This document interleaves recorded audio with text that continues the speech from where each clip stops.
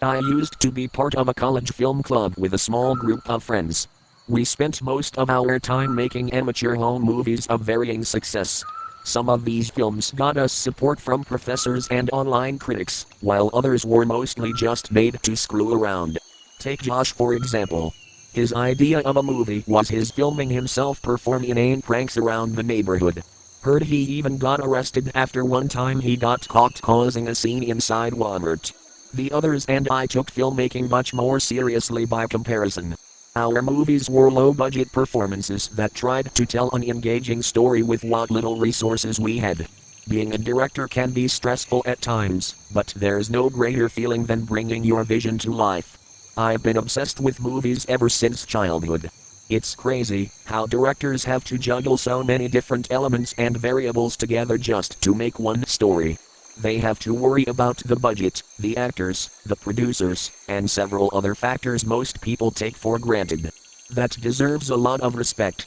One day, we were greeted with news of an upcoming film festival. Film clubs from several different colleges were to submit their movies to an official website and the winning team would receive a generous cash prize and get to workshop their movie with a Hollywood pro. Needless to say, this was extremely exciting for us. This was finally our chance to take our careers to the next level and enter the mainstream. We all began brainstorming the plot of our movie and where the location could be. Ryan, our unofficial leader, decided we should try out this abandoned cabin near the woods a few miles away from campus. He said it would be the perfect spot for a good horror movie. True to his word, there was a vacant cabin that was ideal for what we were looking for. Heavy layers of dust coated every surface and the furniture was thrown around like a bomb had gone off. I figured this place must have been ransacked by looters before we got here, but there were still a lot of expensive looking items there. It was like the owners just trashed the place and left for no reason. With a good cleanup, it would have made a nice hangout spot, but we decided to leave things alone to add to the horror vibe. We all surveyed the area as we went over the plot. It was going to be a slasher movie about a group of friends who discovered a satanic grimoire and accidentally summoned a demon who possessed them one by one. I was pretty excited about it, since the occult was another hobby of mine. Ryan even brought in an authentic-looking book filled with mystic runes. The filming went well at first. We all naturally played out our roles and did a good job of bringing the script to life. Too bad Ryan didn't feel the same way. He's the most enthusiastic one about movies, so he had no shortage of barbed commentary on what we were doing wrong. You need to emote more. Your body language isn't showing enough fear. That line is gonna need another retake. His insistent barking was getting on our last nerves, so we told him we would all quit if he continued acting like such a prick. He tried defending himself by saying he was only doing what was best for the group, but we weren't hearing it. Defeated and royally pissed off, Ryan stepped outside to cool off his head. Ryan usually found a way to get the final word in every argument, so it was incredibly satisfying to get him to shut up for once. There was hardly any cell reception in the woods and I didn't have anything to do until Ryan got back, leading me to pass the time by exploring more of the cabin. I went upstairs, where I found several documents callously thrown about. I picked one up to see this strange picture of a tree-like creature. It had a large lanky body with dried skin that looked like wood, arms as long as its body, and, most striking of all, 2 sirens in place of a head. It took me a moment to process what I was seeing, but I eventually realized it was Siren Head. I'd heard stories about this creature and how it preys on people in desolate areas to eat them up. It was one of the most popular urban legends in recent years. I looked over the documents again and found even more Siren Head images. There was also text placed next to them describing the lore of the creature, going into detail about its several possible origins. The final document was a letter, where the author described how he came to this cabin to track down Siren Head after their brother went missing in these woods. They went on about how they were certain that Siren Head was responsible for their disappearance and they would make it pay. It felt like I was reading the ramblings of a madman and would have passed it off as such until I saw the newspaper clippings. Several articles were pinned to the wall detailing a series of mysterious disappearances in the area.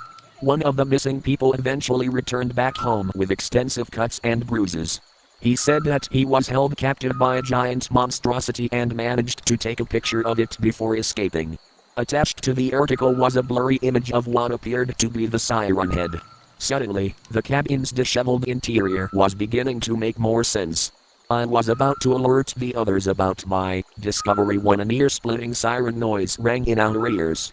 It felt like my eardrums were about to explode at any moment.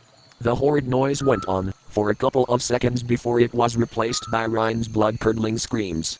His screams were impossibly loud. It was like he was being broadcast on a giant megaphone. We all scrambled out of the house in pursuit of Ryan. I wasn't too familiar with the lore of Siren Head, but it didn't take much foresight to know that it was probably responsible for that loud siren sound from earlier. If it was out there, there was a good chance Ryan could be one of its victims. I didn't want to see him get killed, even though we butted heads often. We were still friends in a way. It's not like I wanted him to die. Fear hung in the air as we ran in the direction of Ryan's screams. They grew more anguished with each passing second. My heart pulsed like a volcano on the verge of erupting. Our group stopped in the middle of an open forest area where Ryan's screams were the loudest, until they came to an abrupt end. We called out to him and searched the area, but found nothing. Unnerved by his disappearance, we wondered to ourselves, where the hell could he be? The answer we got is something that will always haunt me. A warm liquid dropped on the bridge of my nose, startling me from my thoughts. A faint iron odor invaded my nostrils and my finger was dyed red when I wiped my nose. A couple more droplets landed on my face, prompting me to look up. I wish I hadn't. Gorged on a tree branch above all of us was Ryan, or rather, what remained of him. The bottom half of his body was completely gone, leaving only a corpse which profusely spilled blood on the ground below. His right arm was gnawed at to the point there was more bone than skin. The expression on Ryan's corpse could only be described as an imaginable anguish. His face was so contorted that it looked outright inhumane. I barely had time to process what I was seeing, until the last remains of Ryan forever vanished from my sight. That's when it hit me. Ryan wasn't impaled on a tree at all. I just witnessed Siren Head devour my friend. In my panic, I didn't pay much attention to them, but I got a clear view of the eponymous sirens, as the creature gazed down on us, fresh blood dripping from its mouth. I bolted the hell out of there, while screaming my head off. The others weren't far behind me, as we all desperately tried to outrun that damned monster. One by one, I heard the anguished screams of my club members, as Siren Head scooped them up with its hideously long arms and chomped down on them. The bastard dug the knife deeper by broadcasting their death screams throughout the entire forest to make sure I could hear their final moments no matter how far I ran. It honest to God broke me having to experience that. I remember bawling my eyes out and vomiting on myself during my dash back to the city. Through what can only be described as a miracle, I made it back to town. I looked back and saw Siren Head standing near the forest trail, but he didn't dare go farther. I learned that day that Siren Head doesn't enter open spaces and prefers to camouflage itself with nature. It usually isn't seen in urban areas. 2 weeks have passed since that incident and my life hasn't been the same since. With most members of the film club missing, the group disbanded, while their family and friends investigated their whereabouts. A mass disappearance like that naturally made local news, and now our small town is abuzz with worried gossip. Police questioned me on if I had any leads, but I of course played dumb. It's not like they would have believed the reality of what happened, so I kept the truth locked away. The complete opposite of what a director is supposed to do. Late at night, I sometimes hear a siren alarm in the distance from my bedroom. It grows louder with every few days, and along with it, I can faintly make out the voices of my departed friends begging me to save them. My house is surrounded by a colony of large trees, making it the perfect camouflage spot for Siren Head. I'm not sure how much longer I'll be safe here, but I'm uploading this document for anyone who has any doubts. Siren Head is very real, and it does not like it when its prey escapes. It always finishes its meal. I had recently spawned a new world in single-player Minecraft. Everything was normal at first, as I began chopping down trees and crafting a workbench. I noticed something move amongst the dense fog. I have a very slow computer, so I have to play with a tiny render distance. I thought it was a cow, so I pursued it, hoping to grab some hides for armor. It wasn't a cow though. Looking back at me was another character with the default skin, but his eyes were empty. I saw no name pop up, and I double-checked to make sure I wasn't in multiplayer mode. He didn't stay long. He looked at me and quickly ran into the fog. I pursued out of curiosity, but he was gone. I continued on with the game, not sure what to think. As I expanded the world, I saw things that seemed out of place for the random map generator to make two tunnels in the rocks, small perfect pyramids made of sand in the ocean, and groves of trees with all their leaves cut off. I would constantly think I saw the other player in the deep fog, but I never got a better look at him. I tried increasing my render distance too far whenever I thought I saw him, but it was to no avail. Saved the map and went on the forums to see if anyone else had found the pseudo player. There were none. I created my own topic telling of the man and asking if anyone had a similar experience. The post was deleted within 5 minutes.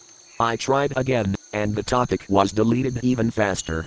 I received a PM from username Herobrine, containing one word, stop. When I went to look at Herobrine's profile, the page 440, I received an email from another forum user. He claimed the mobs can read the forum user messages, so we were safer using email. The emailer claimed that he had seen the mystery player too, and had a small directory of other users who had seen him as well. Their worlds were littered with obviously man-made features as well, and described their mystery player to have no pupils. About a month passed, until I heard from my informant again. Some of the people who had encountered the mystery man had looked into the name Herobrine and found that name to be frequently used by a Swedish gamer. After some further information gathering, it was revealed to be the brother of Notch, the game's developer. I personally emailed Notch, and asked him if he had a brother. It took him a while, but he emailed me back a very short message. I did, but he is no longer with us. ? Notch. I haven't seen the mystery man since our first encounter, and I haven't noticed any changes to the world other than my own. I was able to press print screen when I first saw him. You wake at 3 a.m. Disturbed by some subtle shifting sound within the room, just on the edge of hearing. Propping up on one arm, you survey the room looking for some source for the noise, hoping beyond hope that you won't find one. At first, your hopes are raised, everything seems to be silent, everything seems to be still. But it iced. From behind the long concealing drape of the curtain a voice, with flickering serpentine hiss whispers, go to sleep. Suddenly, you know what is about to happen and exactly who is waiting to meet you. As recognizable and widely known as he is feared, Jeff the Killer, the eponymous villain of numerous stories littering the internet, is one of the best known and most widely referenced creepypasta characters to have emerged from the shadowy corners of the web over the past few decades. But exactly who or what is this infamous denizen of the darkness? Where did the character come from, how has it evolved, and from which horrific pit of hell or the internet did that haunting image emerge? Excerpt from a local newspaper, ominous unknown killer is still at large. After weeks of unexplained murders, the ominous unknown killer is still on the rise. After little evidence has been found, a young boy states that he survived one of the killer's attacks and bravely tells his story. ? I had a bad dream and I woke up in the middle of the night.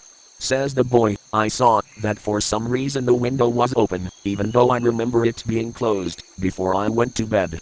I got up and shut it once more. Afterwards, I simply crawled under my covers and tried to get back to sleep. That's when I had a strange feeling, like someone was watching me. I looked up and nearly jumped out of my bed. There, in the little ray of light, illuminating from between my curtains, were a pair of two eyes. These weren't regular eyes, they were dark, ominous eyes. They were bordered in black and just plain out terrified me. That's when I saw his mouth. A long, horrendous smile that made every hair on my body stand up. The figure stood there, watching me. Finally, after what seemed like forever, he said it. A simple phrase, but said in a way only a madman could speak. ? He said, go to sleep. I let out a scream, that SWAT sent him at me. He pulled up a knife, aiming at my heart. He jumped on top of my bed. I fought him back, I kicked, I punched, I rolled around, trying to knock him off me. When my dad busted in. The man threw the knife, it went into my dad's shoulder. The man probably would have finished him off, if one of the neighbors hadn't alerted the police. They drove into the parking lot and ran towards the door. The man turned and ran down the hallway. I heard a smash, like glass breaking.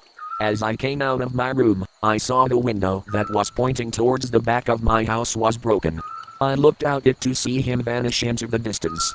I can tell you one thing, I will never forget that face. Those cold, evil eyes, and that psychotic smile. They will never leave my head. Police are still on the look for this man. If you see anyone that fits the description in this story, please contact your local police department. Jeff and his family had just moved into a new neighborhood. His dad had gotten a promotion at work, and they thought it would be best to live in one of those fancy neighborhoods. Jeff and his brother Liu cold tea complained though. A new, better house. What was not to love? As they were getting unpacked, one of their neighbors came by. Hello? She said, I am Barbara, I live across the street from you. Well, I just wanted to introduce myself and to introduce my son. She turns around and calls her son over. Billy, these are our new neighbors. Billy said hi and ran back to play in his yard. Well, said Jeff's mom, I am Margaret, and this is my husband Peter, and my two sons, Jeff and Liu. They each introduced themselves, and then Barbara invited them to her son's birthday. Jeff and his brother were about to object, when their mother said that they would love to. When Jeff and his family were done packing, Jeff went up to his mom. Mom, why would you invite us to some kid's party? If you haven't noticed, I am not some dumb kid. Jeff, said his mother, we just moved here, we should show that we want to spend time with our neighbors. Now, we're going to that party, and that's final. Jeff started to talk, but stopped himself, knowing that he couldn't do anything. Whenever his mom said something, it was final. He walked up to his room and plopped down on his bed. He sat there looking at his ceiling when suddenly, he got a weird feeling. Not so much pain, but a weird feeling. He dismissed it as just some random feeling. He heard his mother call him down to get his stuff, and he walked down to get it. The next day, Jeff walked downstairs to get breakfast and got ready for school. As he sat there, eating his breakfast, he once again got that feeling. This time it was stronger. It gave him a slight tugging pain, but he once again dismissed it. As he and Liu finished breakfast, they walked down to the bus stop. They sat there waiting for the bus, and then, all of a sudden, some kid on a skateboard jumped over them, only inches above their laps. They both jumped back in surprise. Hey, what the hell? The kid landed and turned back to them. He picked his skateboard up and caught it with his hands. The kid seems to be about 12, 1 year younger than Jeff. He wears an Aeropostale shirt and ripped blue jeans. Well. It looks like we got some new meat. Suddenly, two other kids appeared. One was super skinny and the other was huge. Well, since you're new here, I'd like to introduce ourselves. Over there is Keith. Jeff and Liu looked over to the skinny kid. He had a dopey face that you would expect a sidekick to have. And he asked Troy. They looked over at the fat kid. Talk about a tub of lard. This kid looked like he hadn't exercised since he was crawling. And I, said the first kid, am Randy. Now, for all the kids in this neighborhood, there is a small price for bus fare, if you catch my drift. Liu stood up, ready to punch the lights out of the kid's eyes when one of his friends pulled a knife on him. TSA. I had hoped you would be more cooperative, but it seems we must do this the hard way. The kid walked up to Liu and took his wallet out of his pocket. Jeff got that feeling again. Now, it was truly strong, a burning sensation. He stood up, but Liu gestured him to sit down. Jeff ignored him and walked up to the kid. Listen here you little punk, give back my borrowed wallet or else. Randy put the wallet in his pocket and pulled out his own knife. Oh? And what will you do? Just as he finished the sentence, Jeff popped the kid in the nose. As Randy reached for his face, Jeff grabbed the kid's wrist and broke it. Randy screamed and Jeff grabbed the knife from his hand. Troy and Keith rushed Jeff, but Jeff was too quick. He threw Randy to the ground. Keith lashed out at him, but Jeff ducked and stabbed him in the arm. Keith dropped his knife and fell to the ground screaming. Troy rushed him too, but Jeff didn't even need the knife. He just punched Troy straight in the stomach and Troy went down. As he fell, he puked all over. Liu could do nothing but look in amazement at Jeff. Jeff, how do you? Was all he said. They saw the bus coming and knew they'd be blamed for the whole thing. So they started running as fast as they could. As they ran, they looked back and saw the bus driver rushing over to Randy and the others. As Jeff and Liu made it to school, they didn't dare tell what happened. All they did was sit and listen. Liu just thought of that as his brother beating up a few kids, but Jeff knew it was more. It was something scary. As he got that feeling, he felt how powerful it was, the urge to just hurt someone.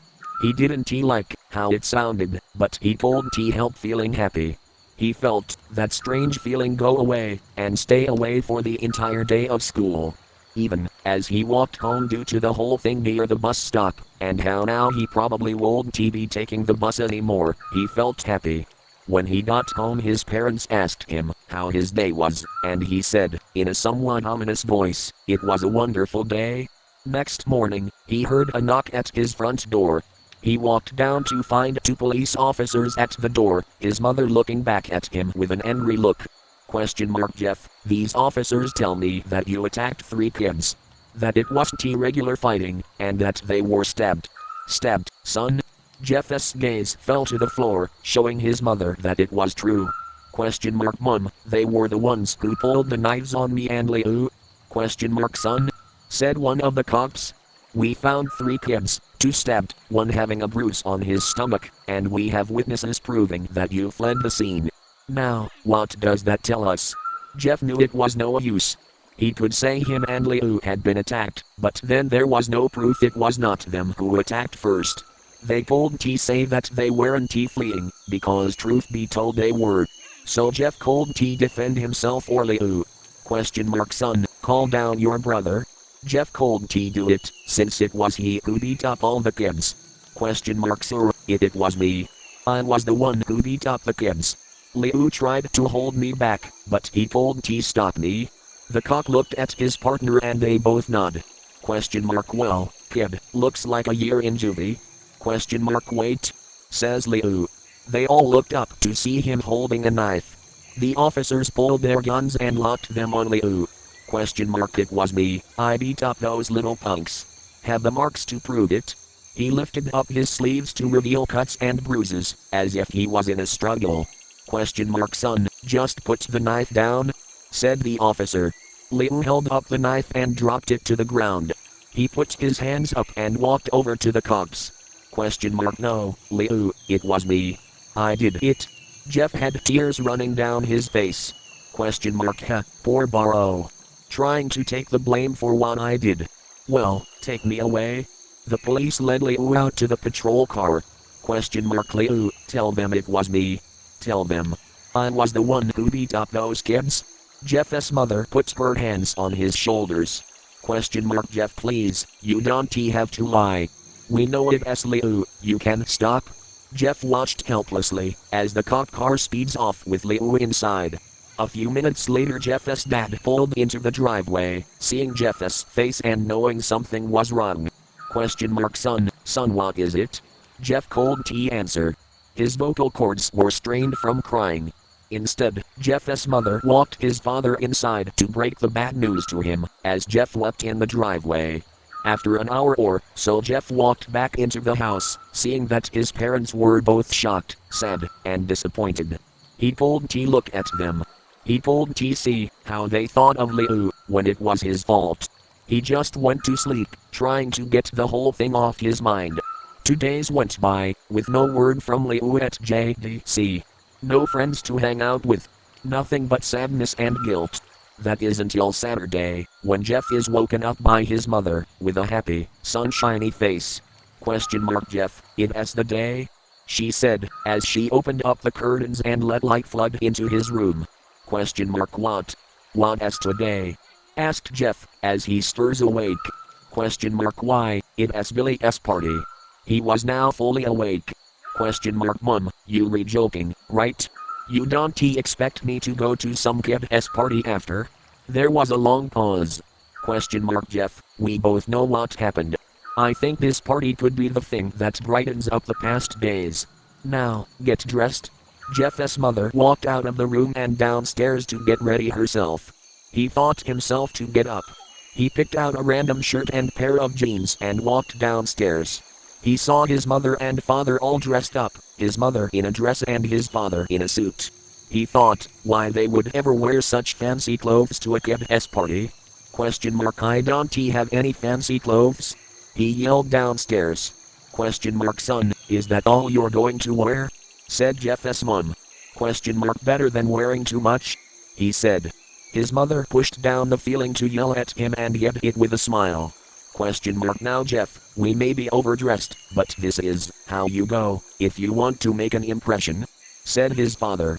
Jeff grunted and went back up to his room. Just pick out something? Called his mother. He looked around in his closet for what he would call fancy. He found a pair of black dress pants he had for special occasions and an undershirt. He told T find a shirt to go with it though. He looked around and found only striped and patterned shirts, none of which go with dress pants. Finally, he found a white hoodie and put it on. You re-wearing that? They both said. His mother looked at her watch. Oh, no time to change. Let us just go, she said, as she herded Jeff and his father out the door. They crossed the street over to Barbara and Billy's house. They knocked on the door and it appeared that Barbara, just like his parents, were overdressed. As they walked inside, all Jeff could see were adults, no kids. The kids are out in the yard. Jeff, how about you go and meet some of them? Said Barbara. Jeff walked outside to a yard full of kids. They were running around in weird cowboy costumes and shooting each other with plastic guns. He might as well be standing in a Toys R Us. Suddenly a kid came up to him and handed him a toy gun and hat. Hey. Want away? He said. No kid. I am way too old for this stuff. The kid looked at him with that weird puppy dog face. Wees? Said the kid. Fine? Said Jeff. He put on the hat and started to pretend shoot at the kids. At first, he thought it was totally ridiculous, but then he started to actually have fun. It might not have been super cool, but it was the first time he had done something that took his mind off of Liu. So he played with the kids for a while, until he heard a noise. A weird rolling noise. Then it hit him. Randy, Troy, and Keith all jumped over the fence on their skateboards. Jeff dropped the fake gun and ripped off the hat. Randy looked at Jeff with a burning hatred. Hello, Jeff, is it? He said. We have some unfinished business? Jeff saw his bruised nose. I think we re-even. I beat the crap out of you, and you get my brother sent to JDC? Randy got an angry look in his eyes. Oh no, I don't go for even, I go for winning. You may have kicked our asses that one day, but not today. As he said that, Randy rushed at Jeff. They both fell to the ground. Randy punched Jeff in the nose, and Jeff grabbed him by the ears and headbutted him. Jeff pushed Randy off of him and both rose to their feet. Kids were screaming and parents were running out of the house. Troy and Keith both pulled guns out of their pockets. No one interrupts or guts will fly, they said. Randy pulled a knife on Jeff and stabbed it into his shoulder. Jeff screamed and fell to his knees. Randy started kicking him in the face. After 3 kicks, Jeff grabs his foot and twists it, causing Randy to fall to the ground. Jeff stood up and walked towards the back door. Troy grabbed him. Need some help? He picks Jeff up by the back of the collar and throws him through the patio door. As Jeff tries to stand, he is kicked down to the ground.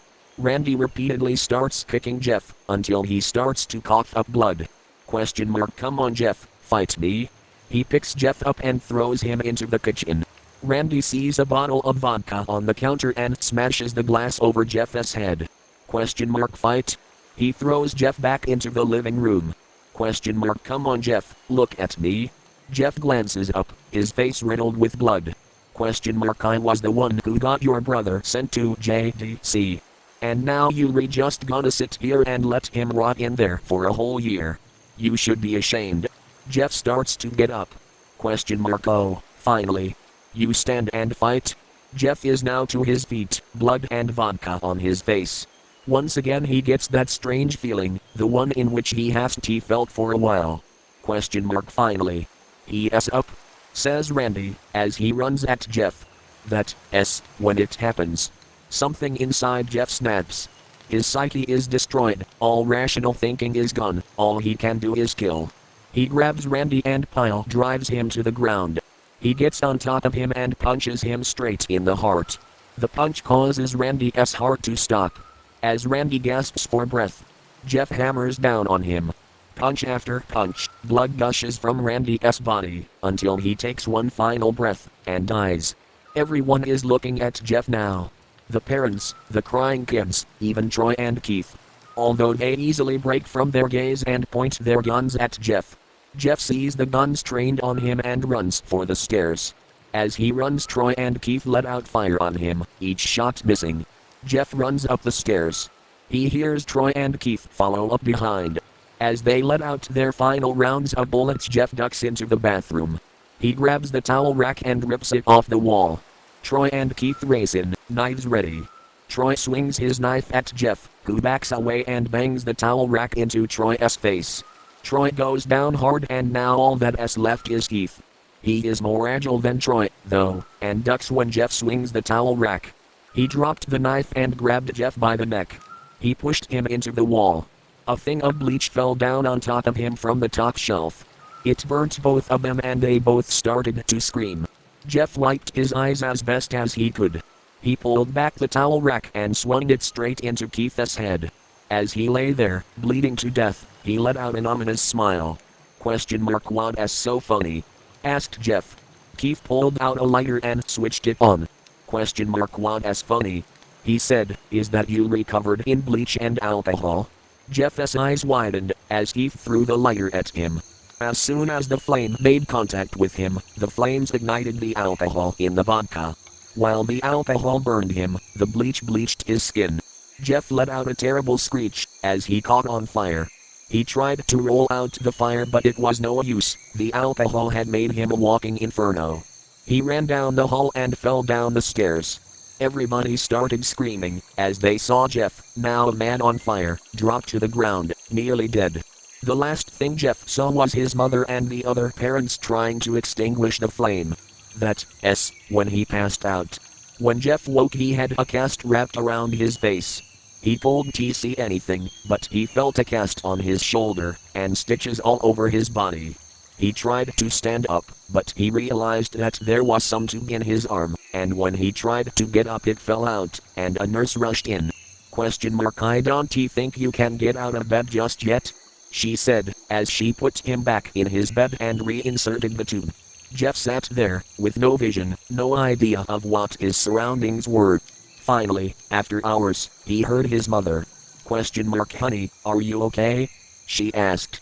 Jeff couldn't answer, though, his face was covered, and he was unable to speak. Oh honey, I have great news. After all the witnesses told the police that Randy confessed of trying to attack you, they decided to let you go. This made Jeff almost bolt up, stopping halfway, remembering the tube coming out of his arm. He'll be out by tomorrow, and then you two will be able to be together again? Jeff's mother hugs Jeff and says her goodbyes. The next couple of weeks were those where Jeff was visited by his family.